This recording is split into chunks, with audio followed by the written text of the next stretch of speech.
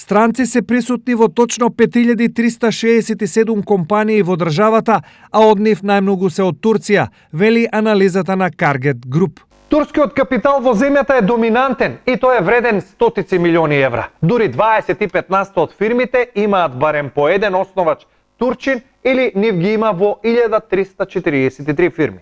Следна земја со најмногу компании е Србија, а српски бизнисмени во собственичката структура имаат 615 фирми, што е 11,5%.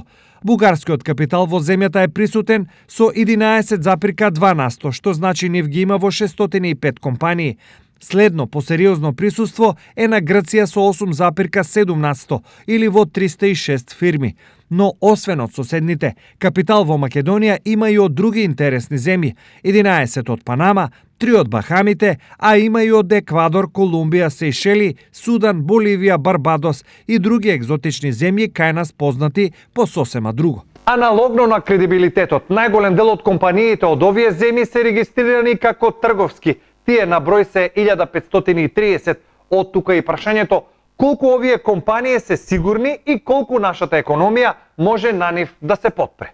Најповеќе државата има придобивка што тие вработуваат поголем број на работна сила, на работници и им плаќаат придонеси и даноци од плата. Меѓутоа, пак ќе кажам, дел од тие придонеси и даноци ги субвенционира државата на некој период од 5 години, некаде можеби 7 до 10. Меѓутоа, прашањето е дали после тој период овие компании ќе останат. Ако останат и после тој период, значи може да кажеме дека се работи за сериозна компанија со долгорочни планови, развојни и така натаму.